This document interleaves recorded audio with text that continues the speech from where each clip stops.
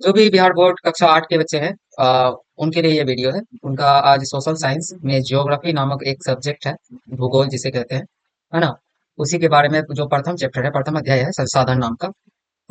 उस चैप्टर का जो हम लोग क्वेश्चन आंसर यहाँ पे अभी इस वीडियो में आपको मिलेगा, संपूर्ण क्वेश्चन आंसर मिलेगा। और जो भी एक्सप्लेनेशन होता है, यानी कि क्या समझे, किस तरह से समझा जाए, क्या चीज है संसाधन, किसे कहते हैं, इन सब चीजों के बारे में जानकारी इस वीडियो में आपको मिलेगी। तो जो भी क्लास 8 के बच्चे हैं, कृपया बने रहे। चलिए, सबसे पहले समझते हैं कि संसाधन किसे कहते हैं। तो बच्चों, हम लोग जो भी चीज यूज करते हैं, कुछ भी चीज, किसी भी चीज का प्रयोग करते हैं, जैसे ये फोन देख रहे हैं आप, ये फोन, फोन का यूज कर रहे हैं हम लोग, या फिर ये वाटर बोतल, या फिर ये टी शर्ट, या फिर मोबाइल फोन, या फिर कुछ भी, खाना पीना, तेल, साबुन, जितना भी चीज, जो भी चीज हम लोगों का जीवनचर्या में, दिनचर्या में सुबह से लेकर के शाम तक यूज करते हैं, वही वही सब चीज जो है संसाधन कहलाता है। साफ साफ शब्द में समझ जाइए कि संसाधन वही चीज होता है जिसका हम लोग अपने दैनिक जीवन में प्रयोग करते हैं, वो चीज संसाधन कहलाता है। पहला प्रश्न हम लोग का यहाँ पे है कि इनमें से कौन एक प्राकृतिक संसाधन है। तो बच्चों, संसाधन दो प्रकार के होते हैं, है ना। एक प्राकृतिक संसाधन, दूसरा मानव निर्मित संसाधन। तो प्राकृतिक संसाधन वैसे संसाधन होते हैं जो प्रकृति द्वारा निर्मित है। प्रकृति के द्वारा निर्मित क्या क्या है? सूर्य, हवा यानी कि वायु, जल, और पृथ्वी, पेड़ पौधा, जंगल, और और क्या, पहाड़, नदियां, ये सब जो है प्राकृतिक संसाधन है। पेट्रोलियम, ये भी प्राकृतिक संसाधन है। कोयला प्राकृतिक संसाधन है। तो अब बोल रहा है कि इनमें से कौन कौन सा प्राकृतिक संसाधन है। और मानव निर्मित भी समझ लीजिए, जो मानव द्वारा बनाया गया है, इंसानों द्वारा जो बनाया गया है, वो मानव निर्मित, जैसे कि बोतल, जैसे कि मोबाइल फोन, जैसे कि हेलीकॉप्टर, यानी इंसान द्वारा, जैसे कंप्यूटर, जो भी चीज इंसान द्वारा, मानव द्वारा, ह्यूमन द्वारा बनाया गया है, वो मानव निर्मित संसाधन है। तो अब यहाँ पे पूछ रहा है कि इनमें कौन प्राकृतिक संसाधन है। तो प्राकृतिक संसाधन में बच्चों हो जाएगा, क्या हो जाएगा, अब आपके पास आंसर आ चुका होगा कि क्या होगा प्राकृतिक संसाधन। भूमि। आंसर भी भूमि दिया हुआ है हम लोग का, है ना। आगे देखेंगे आप, नेक्स्ट नेक्स्ट क्या क्वेश्चन है कि इनमें कौन प्राकृतिक संसाधन नहीं है, यानी कि प्राकृतिक संसाधन जो नहीं है उसके बारे में बताना है। तो सूर्य प्राकृतिक संसाधन है, मिट्टी भी प्राकृतिक संसाधन है, जल भी प्राकृतिक संसाधन है, हवाई जहाज मानव निर्मित संसाधन है, इसलिए यहाँ पे टिक लग जाएगा। आगे बढ़ेंगे फिर से। केरल में पाया जाने वाला थोरियम, देखो भाई, थोरियम क्या होता है? एक तत्व होता है। थोरियम एक मेटल होता है। किस प्रकार का संसाधन का उदाहरण है? तो ये पूछ रहा है कि किस प्रकार का संसाधन का उदाहरण है थोरियम। निजी, नवीकरणीय, संभाव्य, अनवीकरणीय। देखिए, निजी क्या कहते हैं? निजी संसाधन वैसा संसाधन जो संसाधन पर अपना निजी हक हो। जैसे मेरा मोबाइल फोन पर मेरा अपना निजी हक है। अपना घर घर जो है निजी होता है। अपना स्कूल, स्कूल अगर सरकारी स्कूल है तो वो तो सरकार का हो गया, वो सामुदायिक हो गया। लेकिन अगर किसी का स्कूल है, किसी का कोचिंग है, जैसे मेरा कोचिंग, तो ये निजी हो गया। किसी का दुकान, ये निजी संसाधन हो गया। ठीक है। तो और उसके बाद क्या है? नेक्स्ट नंबर, नवीकरणीय संसाधन, वैसा संसाधन जो कभी समाप्त ना हो, जो पुनः पूर्ति हो जाए। जैसे कि सूर्य, सूर्य का प्रकाश हम लोग का धरती में पड़ता है। उसके बाद जो है कि हम लोग देखते हैं, फिर दोबारा भी, फिर शाम होता है, फिर सूर्य का प्रकाश फिर दूसरे दिन भी पड़ता है। ये कभी खत्म नहीं होता है, और खत्म होने में काफी लंबा समय है। तो ये ऐसे संसाधन जो लंबे समय तक रहे, यानी कि हमेशा रहे, वो नवीकरणीय संसाधन कहलाते हैं, जिसका विनाश ना हो। संभाव्य संसाधन, ऐसा संसाधन जिसका, जो मौजूद है या नहीं भी है, लेकिन उसका संभावना किया जा रहा है कि हाँ, ये चीज हो सकता है, यहाँ पे ये संसाधन यहाँ पे मिल सकता है, फलना फलना चीज मिल सकता है। तो थोड़ियम, केरल में थोड़ियम किस प्रकार का संसाधन है? तो ये संभाव्य, ये संभाव्य संभावना कर रहा है कि हो सकता है ना, हो सकता है। भविष्य में यूज करेंगे, यहाँ पे अगर मिल जाएगा, अगर थोड़ियम मिलता है तो भविष्य में इस्तेमाल करेंगे उसका। संसाधन निर्माण के लिए क्या आवश्यक है? तो संसाधन का निर्माण करने के लिए स्किल चाहिए। स्किल, स्किल माने नॉलेज, नॉलेज माने ज्ञान, है ना। आप अगर मान लीजिए कि एक कुर्सी बनाते हैं, तो आपको आना चाहिए कि लकड़ी कैसे काटा जाए, कैसे छीला जाए, कैसे उसका सेटअप किया जाए, कैसे कील ठोका जाए। तो आपका स्किल, यहाँ पे स्किल काम किया। तो सबसे पहले संसाधन निर्माण के लिए किसका किसका जरूरी होना चाहिए? तकनीक का, आवश्यकता का, ज्ञान का, स्किल का जरूरत होना चाहिए। अब बच्चों, नेक्स्ट यही जो है कि खाली स्थान भरे, रिक्त स्थान का पूर्ति करे। तो यहाँ पे संसाधन के लिए मूल्य की अभिव्यक्ति डैश प्रकार से की जाती है। तो मूल्य की, संसाधन का मूल्य की अभिव्यक्ति मतलब कि संसाधन कैसा है, किस तरह का है, महंगा है, सस्ता है, भावी संसाधन है, संभाव्य संसाधन है, नवीकरणीय संसाधन है, अनवीकरणीय संसाधन है, किस प्रकार का संसाधन है, उसका अभिव्यक्ति कैसे किया जाता है? तो विविध प्रकार से किया जाता है। विविध मतलब बहुत प्रकार से किया जाता है। ये हो जाएगा विविध। अभी आपको आंसर भी दिख जाएगा, लेकिन हम यहाँ पे बढ़ रहे हैं। सेकंड नंबर क्या है? या दो होगा। चलिए, देख लीजिएगा नीचे आंसर लिखा हुआ, यहाँ देखिएगा। डैश संसाधन क्षेत्र विकास का आधार का काम करते हैं। कौन ऐसा संसाधन है जो विकास का आधार का काम करता है? तो विकास कौन करता है? मानव। तो यहाँ लिखेंगे हम लोग क्या? मानव। मानव लिखेंगे। नेक्स्ट थर्ड नंबर क्या है? राजस्थान में पाया जाने वाला तांबा। अ, राजस्थान में पाया जाने वाला तांबा यहाँ पे क्या हो जाएगा? वास्तविक संसाधन का उदाहरण है। वास्तविक, है ना, वास्तविक जो मौजूद है वो वास्तविक कहलाता है। यहाँ पे होना चाहिए दिमागी एवं शारीरिक, दिमागी एवं शारीरिक क्षमता, क्षमता मानव संसाधन बनाने के लिए आवश्यक है। यहाँ पे चारों आंसर है बच्चों, देख लो, है ना। फिर इनका पीडीएफ भी मिलेगा आपको, हम बताएंगे कैसे मिलेगा। संसाधन की परिभाषा।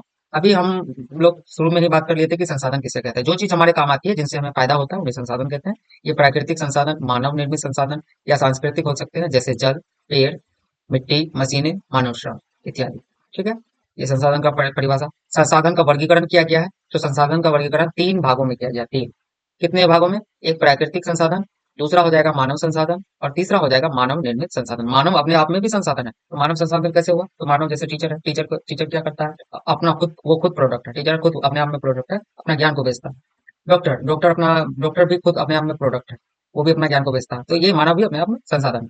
तो आप याद कर, संसाधनों को तीन भागों में बांटा है। जो हमें प्रकृति से मिलते हैं, जैसे जल, मिट्टी, हवा, ये प्राकृतिक संसाधन हुए। मानव संसाधन, जो लोग अपना कौशल ज्ञान से काम करते हैं, जैसे डॉक्टर, शिक्षक, ये हो गया मानव संसाधन। मानव निर्मित संसाधन किसे कहेंगे? जो इंसान, हम लोग जो बनाते हैं, वो जैसे सड़क, इमारतें, मोबाइल फोन, कंप्यूटर, ये सब हो जाएगा हम लोग का मानव निर्मित संसाधन।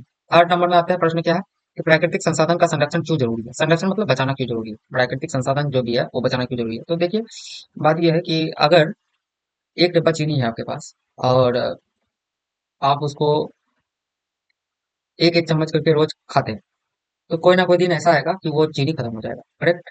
तो संसाधन भी, प्राकृतिक संसाधन भी वैसा ही है। जो जमीन के अंदर है, जैसे पेट्रोलियम वगैरह, वो सीमित मात्रा में है ना।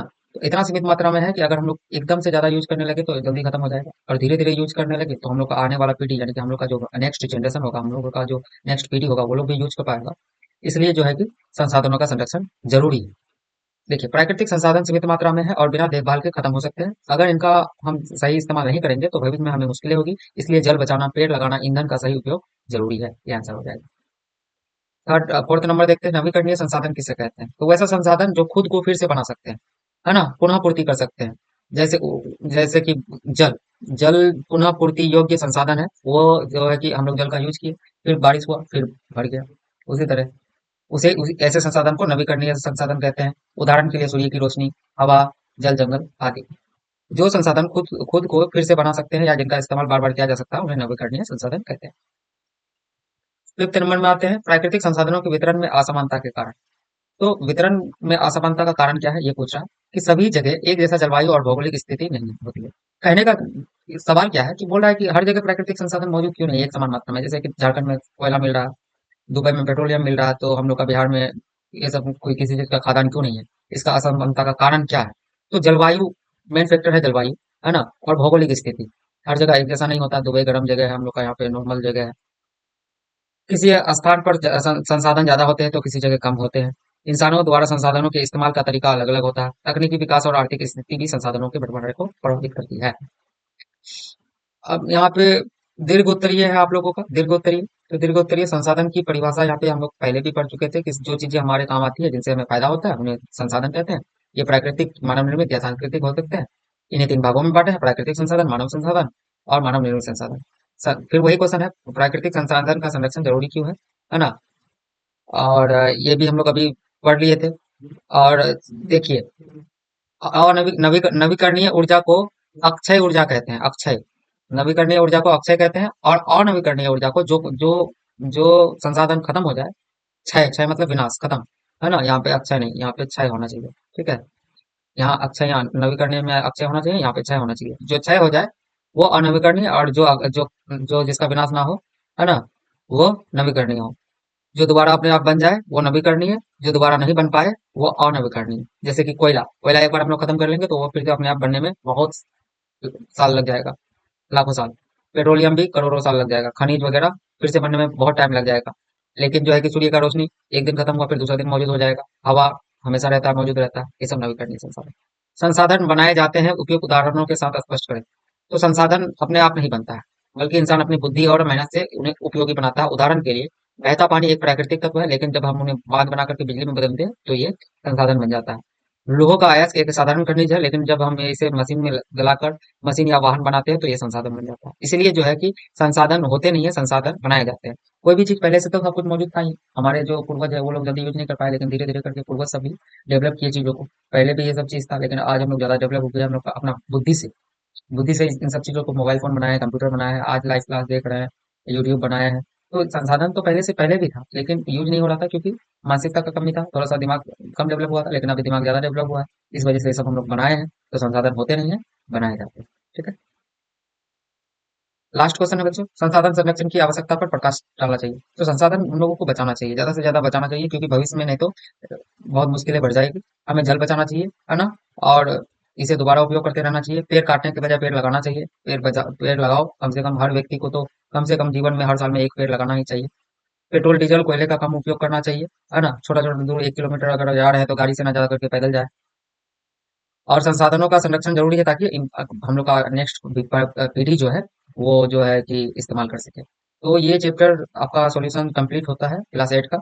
अब इसका पीडीएफ आपको मिल जाएगा हम लोग का, यहाँ पे अब नीचे लिख के दिया हुआ है, टीचर्स ऑनलाइन है .in। यहीं पे आप क्लिक कीजिएगा, नीचे में डिस्क्रिप्शन में, वहाँ पे आप डायरेक्टली पेज में पहुंच जाइएगा। वहाँ पे आपको सारा सॉल्यूशन मतलब डायरेक्टली लिखा हुआ मिलेगा, आप डाउनलोड कर सकते हैं। और वहाँ से आपको लिखने में भी आसानी होगा, तो आप वहाँ चेक इन कर लीजिएगा। टीचर्स ऑनलाइन है जो चैनल का नाम है, सेम वेबसाइट का नाम है, टीचर्स ऑनलाइन है .in। चलिए, होप ये वीडियो आपको अच्छा लगा होगा, और अच्छा लगा है तो लाइक कीजिएगा और शेयर भी कीजिए अपने दोस्तों को, और सब्सक्राइब भी कीजिएगा। नमस्कार।